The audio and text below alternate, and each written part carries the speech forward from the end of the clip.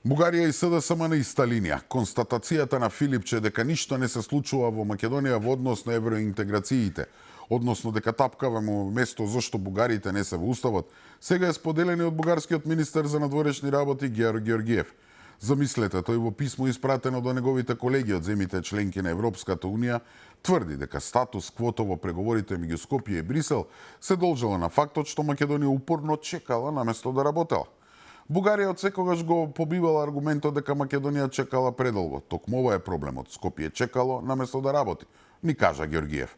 Па луѓе, оваа теза на Георгиев е речиси идентична со таа на Филипче, коите деновиве од кога најави дека ќе поднесе резолуција за исцртување на некакви си црвени линии го тврди истото.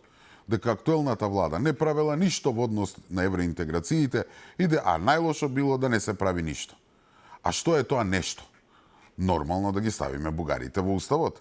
Па од авион се гледа дека резолуцијата на СДСМ во суштина е само ветер во грб на бугарските барања, затоа што со неа се бара владата да ги направи уставните измени, да ги вмете бугарите во уставот, што ете ќе се откочал патот кон Брисел, па потоа ако има ново вето од Софија, ќе му ја мислиме како понатаму.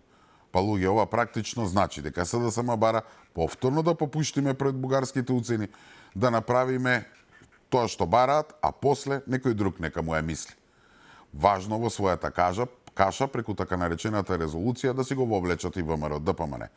Втора работа, усвојувањето на ваков документ сега целосно ќе ја наруши тешко стекнатата нова позиција за која се избори владата во Брисел, а тоа е дека нема веќе попуштање. Ко сакаат уставни измени, или тие ќе важат од како ќе завршиме преговорите, или цврсти темелни писмени гаранции дека нема да се поставуваат нови вета. Затоа велам, оваа резолуција и писмото на Георгиев како да се синхронизирани. И владата не смее да потпадне под тој притисок. Не заради друго, туку затоа што народот тоа нема да го дозволи.